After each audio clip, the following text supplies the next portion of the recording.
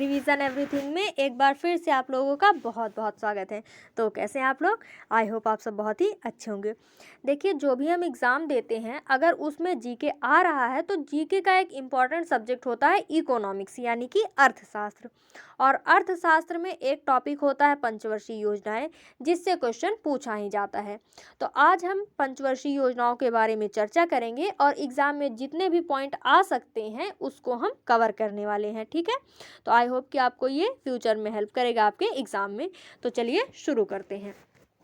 सबसे पहले आप अगर एम विश्वेश्वरैया जी को जानते हैं तो आप ये भी जानते होंगे कि इन्हें भारतीय अर्थशास्त्र का जनक कहा जाता है, इसलिए इनका नाम याद रखिएगा। देखिए, अर्थशास्त्र चाणक्य की पुस्तक है, लेकिन जो अर्थशास्त्र का जनक है वो एम विश्वेश्वरैया जी को माना जाता है। इन्होंने 1939 में एक पुस्तक लिखी जिसका नाम था प्लैन्ड इकोनॉमी फॉर इंडिया। ठीक है, फिर उसके बाद 1950 में जयप्रकाश नारायण जी ने सर्वोदय योजना की शुरुआत की। फिर आए हमारे केसी नियोगी जी, ये भारतीय वित्त आयोग के प्रथम अध्यक्ष थे। ठीक है, इन्होंने यूएसएसआर से नियोजन व्यवस्था लाई और इसको समवर्ती सूची में रखा। समवर्ती सूची की क्या विशेषता होती है कि इस पर कोई भी कानून बना सकता है, चाहे वो संघ हो चाहे ये राज्य हो। ठीक है, तो नियोजन व्यवस्था कहाँ से लाई गई? यूएसएसआर यानी कि जो वर्तमान में रूस है। ठीक, फिर इसी के आधार पर 15 मार्च 1950 को योजना आयोग का गठन किया गया। ये डेट याद रखिएगा, इंपॉर्टेंट है, 15 मार्च 1950। ठीक, तो योजना आयोग के जो अध्यक्ष होते थे वो प्रधानमंत्री होते थे। अध्यक्ष के अलावा जो उपाध्यक्ष होते थे वो अर्थशास्त्री होते थे, यानी कि जिन्हें अर्थशास्त्र का अच्छा खासा ज्ञान हो उन्हें योजना आयोग का उपाध्यक्ष बनाया जाता था। फिर इसी के बाद से पंचवर्षीय योजनाओं की शुरुआत हुई। तो पहली जो पंचवर्षीय योजना थी वो 1951 से 1956 तक थी। भाई, पंचवर्षीय योजना है तो जाहिर सी बात है 5 वर्ष की ही होगी, है ना। तो प्रथम पंचवर्षीय योजना 1951 से 1956 तक हुई थी और हेराल्ड डॉवर मॉडल पर आधारित थी। तो मॉडल ज़रूर याद रखिएगा क्योंकि पूछा जाता है कि कौन सी योजना किस मॉडल पर आधारित थी। तो पहली जो योजना थी वो हेराल्ड डॉवर मॉडल पर आधारित थी। इस समय प्रधानमंत्री जवाहरलाल नेहरू जी थे, तो जाहिर सी बात है इस समय जो आयोग था उसके अध्यक्ष जवाहरलाल नेहरू जी थे। और पहली पंचवर्षीय योजना जो थी उसमें सबसे ज़्यादा फोकस कृषि पर किया गया। किस पर? कृषि पर। भारत कृषि प्रधान देश है तो जाहिर सी बात है कि सबसे पहले उसी पर ध्यान दिया जाएगा, है ना। तो पहली पंचवर्षीय योजना में कृषि पर ध्यान दिया गया। और भाई, कृषि है तो बिना पानी के कुछ होने से रहा, इसीलिए इसी समय सिंचाई पर भी ध्यान दिया गया। कहने का क्या मतलब है कि जो भी नहरें वगैरह बनाई गई, जो भी डैम बनाए गए सिंचाई के लिए, वो सभी प्रथम पंचवर्षीय योजना में ही बनाए गए। ठीक है, और ये बात तो आपको भी पता है कि भारत विविधताओं का देश है। यहाँ पे बहुत सारी विविधताएं पाई जाती हैं, भौगोलिक, सामाजिक, आर्थिक।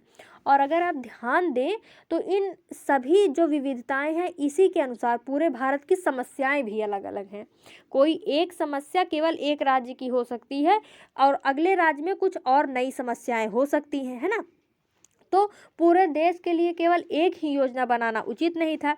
इसीलिए 6 अगस्त 1952 को राष्ट्रीय विकास परिषद का गठन किया गया। इसके जो अध्यक्ष होते थे ये भी प्रधानमंत्री ही होते थे, लेकिन इसके अन्य सदस्यों में सभी राज्यों के मुख्यमंत्री होते थे, ताकि वो अपने लेवल पे बता सके कि उनके राज्य में कौन कौन सी समस्याएं हैं या फिर वो योजना उनके राज्य को कितने प्रतिशत लाभ पहुंचा सकती है। तो जो राष्ट्रीय विकास परिषद था इसका जो मुख्य काम था ये पंचवर्षीय योजनाओं की जांच एवं सुधार करना था। ठीक है, क्या था? पंचवर्षीय योजनाओं की जांच एवं सुधार करना। ठीक है, फिर आया द्वितीय पंचवर्षीय योजना जो कि 1956 से 1961 तक था और ये पीसी महालनोबिस मॉडल पर आधारित थी। इस समय जो ध्यान दिया गया वो सबसे ज़्यादा ध्यान दिया गया भारी उद्योग पर, क्योंकि भाई कृषि पर ध्यान दे दिया गया, अब दिया गया ध्यान भारी उद्योग पर। लेकिन आपको भी पता है अगर उद्योग लगाना है तो बहुत सारे पैसों की ज़रूरत होती है। अभी 8-9 साल पहले ही हमारा देश, ध्यान दीजिए, आज़ाद हुआ है, हमारे पास उतने सारे पैसे थे नहीं, इसीलिए इन उद्योगों को लगाने के लिए हमने दूसरे देशों की सहायता ली। इसी के अंतर्गत दुर्गापुर और भिलाई में जो प्लांट लगाया गया उसमें यूके यानी इंग्लैंड ने हमारा सहयोग किया। और उसके बाद जो राउरकेला वाला प्लांट था उसमें जर्मनी ने सहयोग किया था। अब इतने सारे उद्योग लग रहे हैं तो जाहिर सी बात है लोगों को रोजगार मिलेगा। तो द्वितीय पंचवर्षीय योजना के अंतर्गत लगभग 1000 लोगों को रोजगार मिला हुआ था। ठीक है, फिर अब आगे देखते हैं तृतीय पंचवर्षीय योजना, जो कि 1961 से 1966 तक थी। ये जो मॉडल था इसमें महालनोबिस और चक्रवर्ती जी ने तैयार किया था।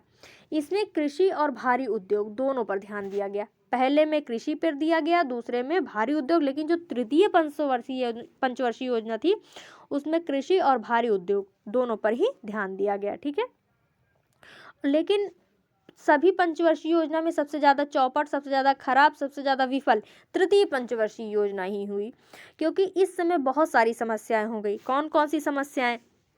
सबसे पहले आप ध्यान दें कि 1962 में हमारा चीन से युद्ध हो गया।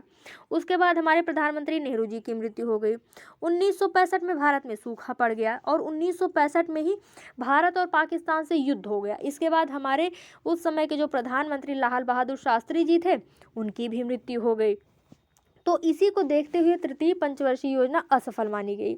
लेकिन फिर इसी पंचवर्षीय योजना के लास्ट में भारत में हरित क्रांति आ गई। कौन? हमारे एस स्वामीनाथन जी ने भारत में हरित क्रांति लाई। ठीक है, कब लाई? तो तृतीय पंचवर्षीय योजना के अंतिम दौर में। तो इसका जो केंद्र था यानी हरित क्रांति का केंद्र जो था वो उत्तर प्रदेश का शामली जिला था। और हरित क्रांति से सबसे ज़्यादा प्रभावित अगर कोई राज्य बोले तो वो पंजाब था। इसी को सबसे ज़्यादा लाभ हुआ था, इन्हीं ने सबसे ज़्यादा लाभ उठाया था। और अगर फसल की बात करें तो सबसे ज़्यादा प्रभावित गेहूँ हुई थी, यानी कि गेहूँ के उत्पादन में बहुत ज़्यादा वृद्धि हुई थी। चावल के उत्पादन की बात करें तो इस पर कोई प्रभाव नहीं पड़ा था, जितना पहले उत्पादन हो रहा था उतना ही अभी भी हो रहा था। उसके बाद दलहन और तिलहन की बात करें तो इसके उत्पादन में कमी आई थी, इसको ध्यान दीजिएगा। और एक महत्वपूर्ण बिंदु और क्या है कि तृतीय पंचवर्षीय योजना में ही बोकारो स्टील प्लांट लगाया गया था। अन्य जो प्लांट हैं वो द्वितीय पंचवर्षीय योजना में लगाया गया, लेकिन जो बोकारो स्टील प्लांट है वो तृतीय पंचवर्षीय योजना में लगाया गया, इसको ध्यान रखिएगा। ठीक है, और जब बात कर रहे हैं हम हरित क्रांति की तो इस समय जो बीजों का उपयोग किया जाता था वो हाई यील्ड वैरायटी यानी HYV बीजों का प्रयोग किया जाता था। लेकिन जब द्वितीय हरित क्रांति हुई उस समय GM बीजों का प्रयोग किया जा रहा था। GM यानी जेनेटिकली मॉडिफाइड। ठीक है, अभी हमने देखा कि जो तृतीय पंचवर्षीय योजना थी ये विफल हुई, जिसके कारण कुछ समय के लिए योजना अवकाश आ गया। ये योजना अवकाश 1966 से 1969 तक था। ये डेट याद रखिएगा कि प्रथम योजना अवकाश कब हुआ, तो 1966 से 1969 के बीच। ठीक है, अब आगे देखते हैं चौथी पंचवर्षीय योजना, जो कि 1969 से 1974 तक थी। ठीक है, इस समय क्या क्या हुआ? इसी पंचवर्षीय योजना में परिवार नियोजन की शुरुआत की गई थी। अगर आप अपने दादाजी लोगों से पूछेंगे तो उस समय पकड़ पकड़ के ट्यूबेक्टॉमी और वैसेक्टॉमी करवाई जा रही थी, यानी जबरदस्ती परिवार नियोजन करवाया जा रहा था। और इसी टाइम पे 14 बैंकों का भी राष्ट्रीयकरण किया गया। ये तो पॉजिटिव या फिर जो भी मान के चलिए। और इसके अलावा क्या क्या हुआ? इसी चौथी पंचवर्षीय योजना में खराब मौसम हुआ, उड़ीसा में चक्रवात आया, वहाँ पे बर्बादी। 1971 इसी टाइम पे बांग्लादेश संकट हुआ, यानी कि आपको पता है कि पहले बांग्लादेश पूर्वी पाकिस्तान हुआ करता था, तो वहाँ पे भी उसको आज़ाद करवाने के लिए भारत और पाकिस्तान बांग्लादेश के बीच जो भी विवाद चल रहा था उसके कारण शरणार्थी भारत में आ रहे थे, उसके कारण भी समस्या हुई। तो चौथी पंचवर्षीय योजना भी बहुत अच्छी नहीं रही। उसके बाद देखते हैं पांचवी पंचवर्षीय योजना, जो कि 1974 से 1978 तक होगा। अगर आप यहाँ पे ध्यान दें तो 1974 से 1978 केवल 4 साल हो रहे हैं, जबकि पंचवर्षीय योजना 5 साल की होती है। ऐसा क्यों? क्योंकि इस समय सरकार बदल गई। जब पांचवी पंचवर्षीय योजना चल रही थी तो उस समय इंदिरा गांधी सरकार में थी, लेकिन फिर से चुनाव हुआ और मोरारजी देसाई जी प्रधानमंत्री बन के आए और इन्होंने पंचवर्षीय योजना समाप्त कर दी। लेकिन काफ़ी टाइम तक इंदिरा गांधी रही तो इन्होंने उसी समय कब पांचवी पंचवर्षीय योजना में ही गरीबी हटाओ का नारा दिया। ये नारा याद रखिएगा कि गरीबी हटाओ का नारा किस पंचवर्षीय योजना में दिया गया, तो पांचवी पंचवर्षीय योजना में। और इसी के तहत 20 सूत्रीय कार्यक्रम भी चलाए गए। और 5वीं पंचवर्षीय योजना के समय ही ग्रामीण बैंक भी बनाए गए, तो इसको ध्यान रखिएगा, ठीक है। अभी हमने बात की कि मोरारजी देसाई ने 1 साल पहले ही पंचवर्षीय योजना समाप्त कर दी और उसके बाद ये रोलिंग प्लान लेके आए, यानी अनवरत योजना। ये कब से कब तक थी, तो 1978 से 1990। पहली जो योजना अवकाश था वो कब था, तो 66 से 69 के बीच। उसके बाद रोलिंग प्लान आया कब, 1978 से 1980 के बीच। इसको डेट याद रखेगा, ठीक है। फिर है छठी पंचवर्षीय योजना। ये 1980 से 1985 तक थी। इसमें सबसे ज़्यादा ध्यान दिया गया आधुनिकीकरण पे। और फिर उसके बाद है 7वीं पंचवर्षीय योजना, जो कि 1985 से 1990 तक थी। इस समय भी देश अस्थिरता की स्थिति से गुजर रहा था, क्योंकि हमारे पास पैसों की कमी हो चुकी थी। और इसी टाइम पे क्या हुआ कि जवाहर रोजगार योजना की भी शुरुआत हुई थी। तो इसको ध्यान रखिएगा कि जवाहर रोजगार योजना कब शुरू हुई, तो 7वीं पंचवर्षीय योजना के तहत ही शुरू किया गया था। और अभी अस्थिरता से गुजर रहा है। इसके पहले जब तीसरी पंचवर्षीय योजना चल रही थी, तो उस समय देश भी अस्थिर था और कुछ समय के लिए पंचवर्षीय योजनाएं रोक दी गई थी। वही यहाँ पर भी हुआ। यहाँ पर आया द्वितीय योजना अवकाश, जो कि 1990 से 1992 तक था। तो डेट याद रखेगा, ठीक है। फिर आया 8वीं पंचवर्षीय योजना, जो कि 1990 से 1997 तक था। इसमें सबसे ज़्यादा ध्यान ह्यूमन डेवलपमेंट पे दिया गया और उसके अलावा मानव संसाधन पर ध्यान दिया गया। इसी समय प्राथमिक शिक्षा पर भी जोर दिया जाने लगा। उसके अलावा 8वीं पंचवर्षीय योजना में ही LPG यानी लिबरलाइजेशन, प्राइवेटाइजेशन, ग्लोबलाइजेशन की शुरुआत हुई। इसमें क्या हुआ, लिबरलाइजेशन, यानी कि जो सरकार होगी वो लिबरल रहेगी, बहुत ज़्यादा कठोर कानून नहीं बनाएगी उद्योगों के लिए, ठीक है। फिर है प्राइवेटाइजेशन। देश में प्राइवेटाइजेशन भी किया जाएगा, चीज़ों को निजी भी किया जाएगा। अभी तक सब कुछ जो सरकारी था, सरकार के नियंत्रण में था, अब उसको प्राइवेट भी किया जाएगा। फिर है ग्लोबलाइजेशन, यानी कि विदेश की जो कंपनियां होंगी उनको भी मौका दिया जाएगा भारत में काम करने का। अब भाई विदेश की कंपनियां आ रही हैं, सारी चीज़ें प्राइवेट हो रही हैं, तो जाहिर सी बात है कि तकनीकी शिक्षा की ज़रूरत होगी। इसीलिए 8वीं पंचवर्षीय योजना में ही तकनीकी शिक्षा पर जोर दिया गया, ठीक है। और इसी टाइम पे फिर इंजीनियर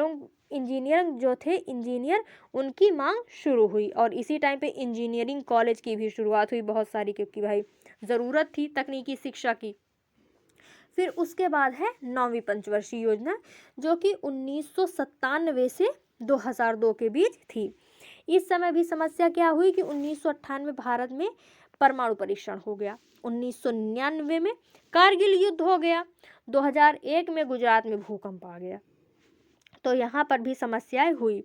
लेकिन इसमें महत्वपूर्ण बात क्या है कि इसी समय न्यायपूर्ण वितरण प्रणाली की शुरुआत हुई। तो ये बात ध्यान दीजिएगा कि न्यायपूर्ण वितरण प्रणाली की शुरुआत कब हुई, तो 9वीं पंचवर्षीय योजना में। और जो 9वीं पंचवर्षीय योजना थी ये अमर्त्य सेन मॉडल पर आधारित थी। ये भी महत्वपूर्ण है क्योंकि हमारे जो अमर्त्य सेन जी थे इनको अर्थशास्त्र का नोबेल मिला हुआ है, तो इनका नाम ध्यान रखिएगा। तो और इनका मॉडल कौन सा था, तो 9वीं पंचवर्षीय योजना, ठीक है। फिर है 10वीं पंचवर्षीय योजना, जो कि 2002 से 2007 के बीच थी। इस समय सर्व शिक्षा अभियान पर जोर दिया गया, जिसके तहत मिड डे मील की भी शुरुआत हुई और शिक्षा पर भी इस पर जोर दिया गया। अगर प्राथमिक शिक्षा की बात करें तो वो 8वीं पंचवर्षीय योजना थी, लेकिन सर्व शिक्षा अभियान की अगर बात करें तो वो 10वीं पंचवर्षीय योजना के अंतर्गत आया था। फिर है 11वीं पंचवर्षीय योजना, जो कि 2007 से 2012 तक था। इसमें क्या हुआ, समावेशी विकास पर ध्यान दिया गया, यानी कि हर क्षेत्र में विकास चाहिए, चाहे वो शिक्षा, उद्योग, कृषि, अंतरिक्ष, स्वास्थ्य, जो भी हो, सभी क्षेत्रों पर विकास दिया जाएगा, उस पर जोर दिया जाएगा, विकास पर जोर दिया जाएगा, ठीक है। फिर आया 12वीं पंचवर्षीय योजना, जो कि 2012 से 2015 तक था। ध्यान दें, यहाँ पे भी पूरा 5 साल हुआ नहीं है, 12, 3, 15 केवल 3 साल के लिए बना हुआ है। ऐसा क्यों, क्योंकि 2015 में ही योजना आयोग को समाप्त कर दिया गया है। लेकिन उसके पहले इसके तहत जो कार्यक्रम रखे गए वो कौन कौन से थे? इसके अंतर्गत प्रशासनिक सुधार, भ्रष्टाचार उन्मूलन, अंतरिक्ष कार्यक्रम, परमाणु कार्यक्रम, इन सब की शुरुआत की गई थी। ठीक है। पंचवर्षीय योजना के स्थान पर 1 जनवरी 2015 को नीति आयोग का गठन किया गया। तो ये डेट भी याद रखिएगा कि 15 जनवरी 2015 इसी दिन नीति आयोग का गठन किया गया।